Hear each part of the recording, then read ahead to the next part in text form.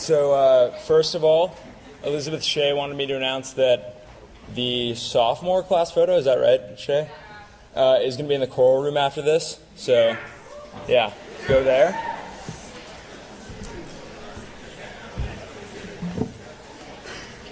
All right.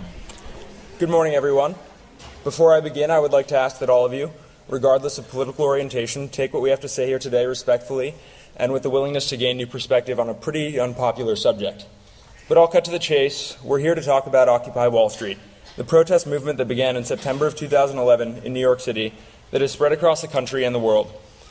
Before I move on to my topic, the history of social activism in America, I would like to dispel a few rumors. First of all, occupiers do not hate some of your parents who might work on Wall Street, or even those of you who are in the infamous 1%. They are not a group of dirty hippie anarchists, and they do not hate America. They wouldn't be protesting if they did. One rumor that does hold some water, however, has to do with their agenda. Occupiers united over economic disparity and other economic issues in our country. Think the Glass-Steagall Act. But the movement has grown to encompass more issues from marginalized groups in the population. The movement appeals to such a wide group of people that factionalized interests are bound to show up.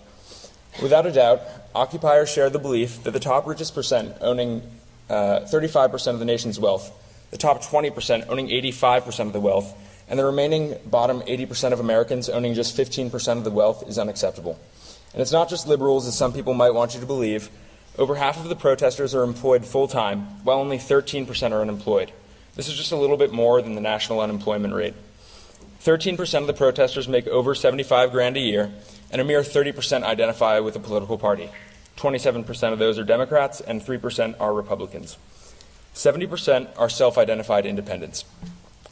All age groups are represented, as well as religions, races, and both genders.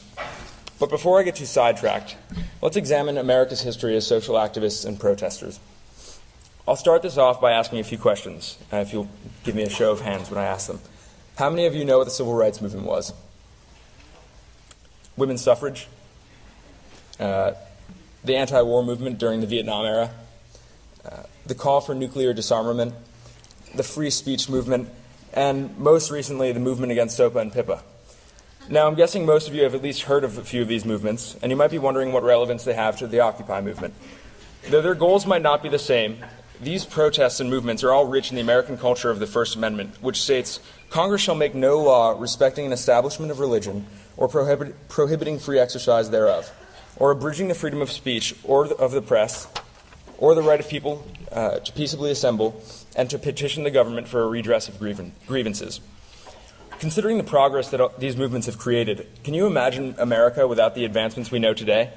We would, as a society, be lacking in women's rights, still face institutional divisions between blacks and whites, not allow students to speak their minds on issues like the ROTC or issues of race on campuses, and most importantly for all of you, lose our rights to post on Facebook or tweet our most thoughtful ideas. I'm looking at you, M-Dabes. All I'm asking you to consider is that though you may not agree with their goals or ideals, you must accept the Occupy Wall Street movement as a way to start change. Sure, the protesters aren't as organized as the media wants them to be, but the March on Washington included representatives from religious groups, labor unions, popular music, and of course, groups seeking racial equality. The famous protests at Columbia University and Cal Berkeley of the 1960s also display some diversity in their agendas as they address the Vietnam War, the presence of the ROTC on campus, school partnership with Dow Chemical Company, and issues of race in nearby neighborhoods. I'll dive into this subject a little deeper. My junior year, I completed a research paper about student activism on the campus of Columbia University in 1968. The Students for a Democratic Society, or the SDS for short, began a series of protests that included the occupation of school administrative buildings. Though the initial goals of these protests were based around issues of free speech on campus, they soon grew to question more and more of the school's policies. Students in opposition to the war in Vietnam realized that by bringing the ROTC on campus and taking funding from Dow Chemical, the manufacturer of napalm, they were essentially bringing a war agenda on campus. Finally, students and neighbors of Columbia began to take great dissatisfaction with the fact that the surrounding neighborhoods of Harlem were in shambles, while Columbia remained an institution of wealth and privilege, especially when Columbia decided to build a gymnasium that would be mostly closed to Harlem's use in the middle of Morningside Park. The racial implications of this issue inspired hundreds more protesters, both from Columbia and Harlem, to come support the cause. While these protests showed a great desire for change on campus, they also showed a deeper American culture of speaking out for those causes you feel passionate about. It would be illogical and naive for me to ask all of you to agree with Occupy Wall Street. What I will ask you to do, however, is to look at it through a different lens and appreciate it as a protest that raises questions about the regulation of corporations, the state of our economy, and the gross economic inequalities that have run rampant in the U.S. since the 1970s. Though you might not agree with Occupy's ideals or goals, don't be so quick to criticize, because the protesters are taking advantage of an American system designed to give everyone a voice and a chance to change the world we live in. Thank you.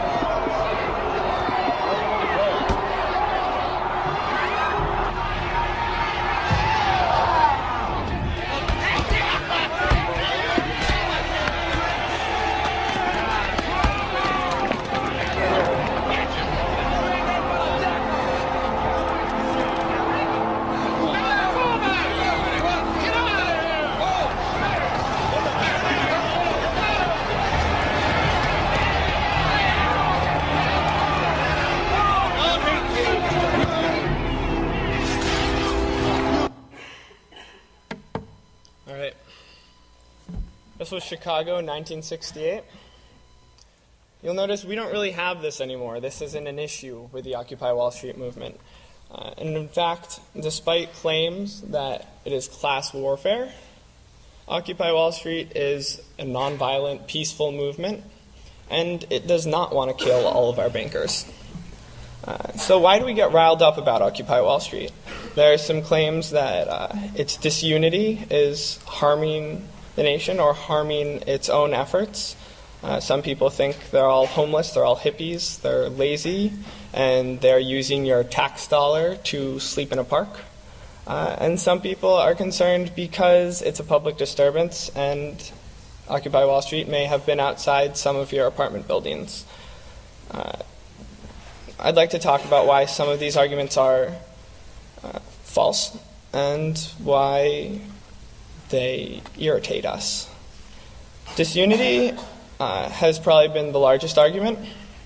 It's a negative word, so we ignore the fact that disunity in protest is fantastic. In the Vietnam War era, protesters could be communists, Black Panthers, just anti-war advocates, conscientious objectors, people who just didn't like the war. Anybody could be protesting for any particular cause, and it wasn't an issue because it was about discourse. It's not about killing all the bankers. It's not about shutting down the banking system. They're not anarchists. It's just not the case. These people are, for the most part, people who feel like they've been wronged, and they're justified. Unity in a protest leads to expedience. It's how we get something like Egypt, where everybody unanimously agrees something has to change, and then they change it. We don't have that. We have disunity in Occupy Wall Street, and that's great. It means we can have debate, discourse, and you'll find that every part of the movement is full of discussion and nothing but. We have a lot of stereotypes to get past. A lot of people think that Occupy movements have been promoting crime.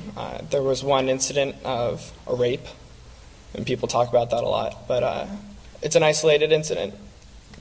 This stuff doesn't happen a lot. The class warfare claim is pretty heinous. It totally ignores the fact that these are peaceful demonstrators with incredibly few incidents of violence or really any kind of physical conflict with the nation, with police forces. It hasn't been an issue. Class warfare, this is not class warfare. And in fact, if you look back to Chicago, and they were making similar claims then, in Chicago, that was a full-out battle. That was a riot. And we don't have that now. We don't have to worry about this. It's not even a good point to make. So why does Occupy Wall Street bother us? Why is this irritating us that these people are here fighting for many of them, fighting for their lives? Well, most of us are the 1%. And we kind of hate that label.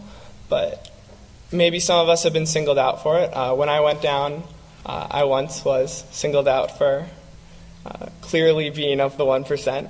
And that's okay with me because rich brats have always had a place in protest. That's always been the case. And some of us are blaming the workers. We might say that they're lazy. But the facts are that they can't get the work that is available in this nation because a lot of it is skilled labor and they can't afford education. So there is no social mobility. And that should irritate us. That should be what irritates us. The facts are, we are very privileged, all of us. Even if we come from a poor background, we are at this school, and that makes us privileged. We have incredible faculty, incredible campus. We are privileged. A lot of these people are underprivileged, and that bothers us. That makes us uncomfortable. On some level, we feel like we're being accused. We think this makes us look guilty. Obviously, kids of 14 through 18 are not guilty of economic troubles in this country. It's not our mistake. This was not our mistake. But there will be a time when the economy is our responsibility. That's coming up fast.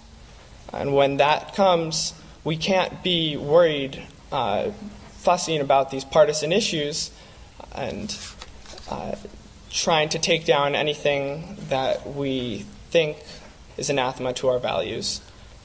In fact, discussion and discourse is the only way out of this.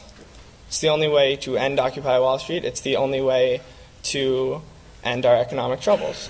And that's the issue. This is all about talking. It's not about killing bankers. It's about talking. So when the time comes, a lot of us are going to be able to vote soon. You don't want to be fighting for your party. You don't want to be working for your party's goals. Most parties are broken right now. Right now we need to be fighting for communication, for debate. We need to be discussing. It's the only important thing. So you need to make your voice heard. If you have strong opinions for or against the movement, you need to make your voice heard. The place to do that would be at a place like Occupy Wall Street. It's an open forum. You go down there and they promote discussion. That's all they do. To be honest, those of us who aren't willing to join this discussion don't have a right to enjoy the political process. We don't have a right to be involved in politics if we are not willing to be open to the opinions of others. Thank you.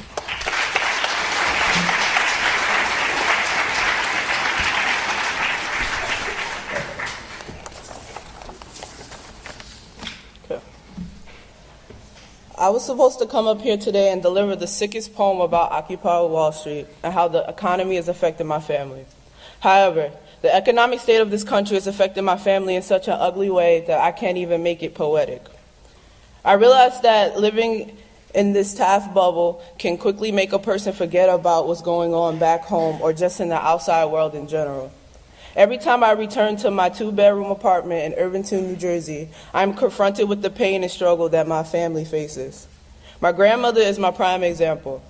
She works a little over minimum wage jobs to barely make ends meet and comes home every day with swollen ankles. At night, she soaks her feet in a bathtub filled with warm water and Epsom salt so that she can be able to pull off the same working hours the next day. Some days she leaves at 5 or 6 in the morning and doesn't come back until late afternoon. But still, something as simple as food or rent is too hard for her to manage with her low income. Now add me to her expenses. My grandmother is my legal guardian, but even getting me clothing is difficult. The sweater I have on today was a gift from the Salvation Army near my home. My bed and dresser set at home is another gift from the Salvation Army. My mom is also an example. My little brother's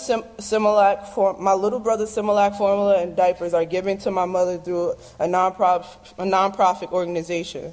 My mom had to continue to work while she was pregnant, or there would not have been enough money to feed my 2 sisters. Let me stop there. You may be wondering, what the hell does this have to do with Occupy Wall Street, and/or why should I care? I guess my main point is that the long days that my grandmother has spent on her feet should have paid off by now. It's funny how people who sit behind a desk make so much more money than a person who stands behind a counter. I am not asking you to care, but just be mindful that being a part of the 99% means different things to different people. For me, that just means Christmas without gifts, a grandmother who sometimes doesn't eat just so I can have enough to eat, or pays the rent late so that I am able to go on a trip to Guatemala, so that I won't miss out on things just because money is tight. Occupy Wall Street, to me, is not only a revolution, but a desperate cry for a solution. But I guess you won't understand where I am coming from until you experience wiping away your grandmother's tears on your birthday or Christmas because she feels like she has let you down. Thank you.